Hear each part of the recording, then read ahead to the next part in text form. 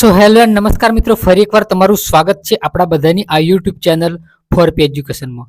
દોસ્તો, આજના વિડીયોમાં આપણે ડીએલએડ જે મોડ્યુલ પીટીસીના મોડ્યુલ છે, જે નવા અભ્યાસક્રમ જે મુજબ જે મોડ્યુલ આપેલું છે, એ મોડ્યુલમાં દોસ્તો તમારે ટેટ 1 ની પરીક્ષામાં પૂછાઈ શકે તેવા જે મોડ્યુલમાં તમે જોઈ શકો છો અહીંયા પ્રથમ વર્ષ ડીએલએડ અભ્યાસક્રમ મોડ્યુલ કોર્સનું નામ અહીંયા આપેલું હોય છે. અને અહીંયા જોઈ શકો છો ફ્રેન્ડ્સ કે જે જીસીઆરટી વિદ્યાભવનનું નામ આપેલું હોય છે તે ક્યાં આવેલું છે અને કઈ આવૃત્તિ છે. અને અહીંયા તમે જોઈ શકો છો અનુક્રમણિકામાં એક ફર્સ્ટ પેજ આપેલું છે. અહીંયા કન્વીનર શ્રીને આ બધી ડિટેલ અહીંયા આપેલી છે. એ ડિટેલ આપણે જોવાના છીએ ફ્રેન્ડ્સ. આ ડિટેલ આપેલી છે એ ડિટેલ આપણે જોવાના છીએ. એનસીએફ 2005, આરટી 2009 એ બધી ડિટેલ આની અંદર આપેલી છે. જે અનુક્રમણિકાવાળા પેજની અંદર જે પ્રસ્તાવનાવાળા પેજની અંદર આપેલી છે, પ્રસ્તાવનાવાળા, બરાબર, એ પ્રસ્તાવના આપણે જોવાના છીએ.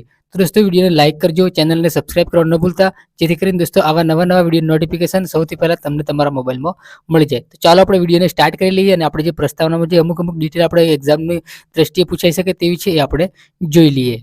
દોસ્તો, અહીંયા તમે જોઈ શકો છો ફ્રેન્ડ્સ કે જે જીસીઆરટી જે તમે જોઈ શકો છો કે જે પ્રેરક કોણ છે કે જે શ્રી બીસી સોલંકી, સચિવ શ્રી જીસીઈઆરટી ગાંધીનગર, બરાબર, જીસીઆરટીના ગાંધીનગર જે પ્રેરક છે.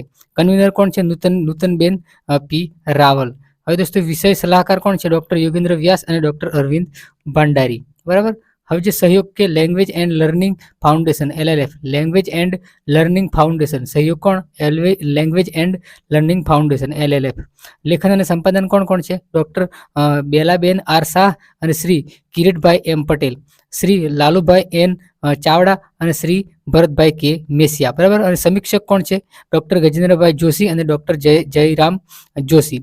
નિર્માણ અને સંયોજન કોણ છે? શ્રી IV પટેલ અને સચિવ શ્રી સભ્ય સચિવ શ્રી ડોક્ટર હરેશભાઈ ચૌધરી અને ડોક્ટર અખિલ ઠાકર અને ગૌરંગ વ્યાસ, બરાબર. આ તમે જોઈ શકો છો ફ્રેન્ડ, આ તમે યાદ રાખી લેજો, કેમ કે એક્ઝામની અંદર પૂછી શકાય તેવું છે કે જીસીઈઆરટીના જે કન્વીનર કોણ છે, જે પ્રેરક કોણ છે, જે મોડ્યુલ બનાવેલ છે તેમનો, બરાબર. જીસીઈઆરટીના જે છે એ કન્વીનર કોણ છે એવું તમને પૂછાય, અથવા તો પ્રેરક કોણ છે એ પૂછાય આમાંથી તમને. વિષય સલાહકાર કોણ છે?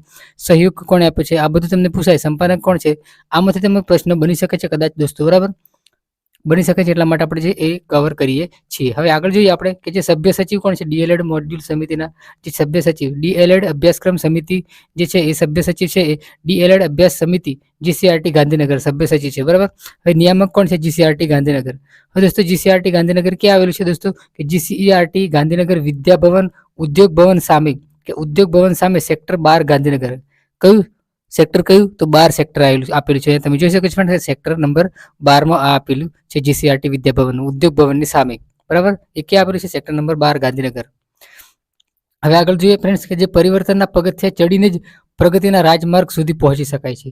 પ્રગતિના પીયુષ પીવા માટે પરિવર્તન આવશ્યક છે. આ બાબતને અનુલક્ષીને પ્રાથમિક શિક્ષક પ્રશિક્ષણ પ્રભાવ બનાવવા માટે સમયાંતરે અને તેના અભ્યાસક્રમમાં ફેરફાર કરવાની જરૂરિયાત ઊભી થતા ક્રમશઃ પુનઃ જે રચના કરવામાં આવી છે. એટલે કે અભ્યાસક્રમમાં જે અમુક જે રચનાઓ છે એ એટલે કે બદલાવ કરવામાં આવી રહ્યા છે દોસ્તો. તમે જોઈ શકો છો પ્રાથમિક શિક્ષક પ્રશિક્ષણ અભ્યાસક્રમની જે પુનઃરચનાના ઇતિહાસમાં ડોક્યુ કરીએ તો દોસ્તો, અહીંયા જે 1995 રાજ્યવ્યાપી અમલ બનેલ ક્ષમતા કેન્દ્રીય અભિગમને અનુલક્ષીને ક્રમશઃ 1999 થી 2002 અભ્યાસક્રમની પુનઃરચના કરવામાં આવી હતી, બરાબર. કે પહેલા કેવો અભ્યાસક્રમ હતો ફ્રેન્ડ્સ? કે ક્ષમતા કેન્દ્રીય અભ્યાસ હતો, બરાબર. એ અભિગમ 1999 થી 2002 સુધીમાં જે પુનઃરચના છે એ કરવામાં આવી. ત્યારબાદ રાષ્ટ્રીય અભ્યાસક્રમ માળખું NCF, ત્યારબાદ NCF જે 2005 છે એની જાહેરાત અન્વયે રાજ્યની પ્રાથમિક શાળાઓમાં પાઠ્યક્રમમાં પરિવર્તન આવતા તેમજ અભ્યાસક્રમમાં પુનરાવર્તન પામતી ક્ષમતાઓ દૂર કરવાના હેતુસર 2008-9 અભ્યાસક્રમને પુનર્ગઠિત કરવામાં આવ્યો, બરાબર. કે જે ક્ષમતા કેન્દ્ર હતું દૂર કરી અને જે NCF 2005 ની જાહેરાત જે છે એના અન્વયે રાજ્યની જે પ્રાથમિક શાળાઓમાં દોસ્તો છે એ કયું ક્ષમતા કેન્દ્ર દૂર કરીને એ હેતુસર 2008-9 જે છે એ પુનર્ગઠિત કરીને નવો અભ્યાસક્રમ છે દાખલ કરવામાં આવ્યો. અને નવામાં શું છે એ આપણે જોઈએ. વર્તમાન સમયના જે પરિપ્રેક્ષમાં ગુજરાત રાજ્યમાં NCF 2005 અને RTE 2009 અને NCTE દ્વારા પ્રસિદ્ધ કરવામાં આવેલ NCFTE 2009 તથા 12મી પંચવર્ષીય યોજનાની ભલામણોને ધ્યાનમાં લઈને રાજ્ય પ્રાથમિક શિક્ષણ ક્ષેત્રે થયેલા ફેરફારોના અનુસંધાને પ્રાથમિક શિક્ષક પ્રશિક્ષણ અભ્યાસક્રમનું પુનઃગઠન કરવામાં આવ્યું, બરાબર.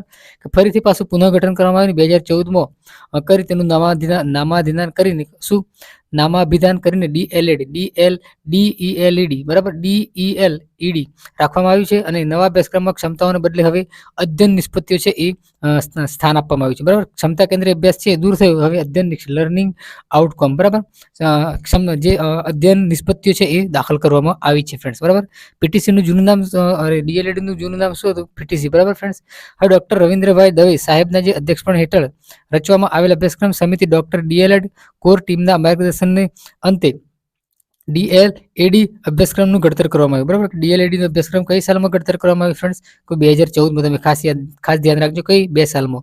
2014. સોરી દોસ્તો, કે 2014માં જે છે એ ડીએલએડ નામનું નામાધીન કર્યું અને જે અભ્યાસક્રમ છે એ દાખલ કરવામાં આવ્યું. અને આની અંદર જે નવા અભ્યાસક્રમમાં કયો ક્ષમતા કેન્દ્રીયને બદલે કયો અભ્યાસક્રમ? તો અધ્યયન નિષ્પત્તિઓ દાખલ કરવામાં આવી. બરાબર, અધ્યયન નિષ્પત્તિઓ કયા વર્ષમાં દાખલ કરવામાં આવી? તો 2014માં. અને જે ડીએલએડી ક્યારે દાખલ કરવામાં આવ્યું? તો 2014માં. બરાબર, એનસીએફ 2005 અને એનસીઆરટી 2009 અને એનસીએફટીઆરટી 2009 12મી સદીમાં જે છે પંચવર્ષીય યોજનાઓના ભલામણોને ધ્યાનમાં લઈને આજે છે ફેરફારો કરવામાં આવ્યા છે.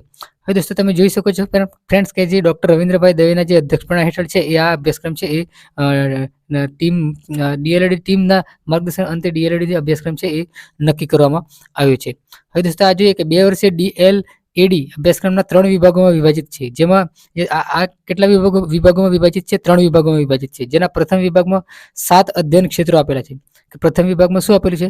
7 અધ્યયન ક્ષેત્રો. બીજા વિભાગમાં 5 કાર્ય કૌશલ્ય ક્ષેત્રો અને ત્રીજા વિભાગમાં 5 પ્રતિબદ્ધતા ક્ષેત્રો સમાવિષ્ટ કરવામાં આવેલ છે, જેને 4 સેમેસ્ટરમાં સુગ્રથિત કરવામાં આવેલ છે. બરાબર, 4 સેમેસ્ટર કરવામાં આવે છે ડીએલઈડી ના. કેટલા? 4 સેમેસ્ટર. પહેલા ભાગમાં શું આપેલું છે ફ્રેન્ડ્સ? પહેલા વિભાગમાં અધ્યયન ક્ષેત્રો આપેલા છે. બીજામાં કાર્ય કૌશલ્ય ક્ષેત્રો આપેલા છે. અધ્યયન, કાર્ય કૌશલ્ય અને પ્રતિબદ્ધતા. અધ્યયન, કાર્ય કૌશલ્ય અને પ્રતિબદ્ધતા ક્રમશઃ યાદ રાખજો ફ્રેન્ડ્સ. અધ્યયન, કૌશલ્ય અને પ્રતિબદ્ધતા. અધ્યયન, કૌશલ્ય અને પ્રતિબદ્ધતા, આ 3 વિભાગમાં અલગ અલગ આપેલા છે. હવે દોસ્તો વર્તમાન ડીએલએડીમાં તમે જોઈ શકો, ડીએલએડીમાં અભ્યાસક્રમને અનુલક્ષીને તૈયાર થયેલ મોડ્યુલની સંરચનામાં જીસીઈઆરટી ગાંધીનગર જિલ્લા શિક્ષણ અને તાલીમ ભવનો દ્વારા જે છે અધ્યાપન મંદિરો અને વિષય તજજ્ઞ શ્રીઓને તેમને સમીક્ષક શ્રીઓનો સહયોગ પ્રાપ્ત થયેલ છે. બરાબર, હવે પ્રસ્તુત અભ્યાસક્રમમાં ડીએલએડ પ્રશિક્ષણાર્થીઓને ઉપયોગી બનશે તેવી શ્રદ્ધા છે. બરાબર, કે જે આ નવો અભ્યાસક્રમ આવ્યો છે, નવા મોડ્યુલ છે એ બહાર પાડવામાં આવ્યા છે.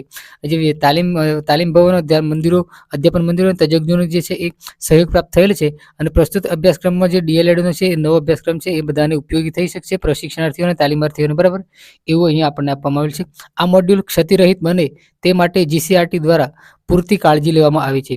આમ છતાં તેની ગુણવત્તા વધારે તેવા સૂચનો જીસીઆરટીને આવકારે છે. બરાબર, કે આ જે મોડ્યુલ છે આ મોડ્યુલ છે એ ક્ષતિરહિત બને. બરાબર, તમને ઉપયોગી બને. બરાબર, અને તો કોઈ પણ પ્રોબ્લેમ જણાય તો તમે જે છે એ તમારું સૂચન છે એ આવકારવામાં આવશે, એવું અહીં આપણને કહેવામાં આવેલું છે. તો દોસ્તો આજના વિડીયોમાં આટલું, અને મળીએ નેક્સ્ટ વિડીયોમાં. ત્યાં સુધી જય હિન્દ, વંદે માતરમ. અને બોલવામાં જો ભૂલચૂક થઈ હોય તો માફ કરજો ફ્રેન્ડ્સ. તો મળીએ નેક્સ્ટ વિડીયોમાં. ત્યાં સુધી જય હિન્દ, વંદે માતરમ.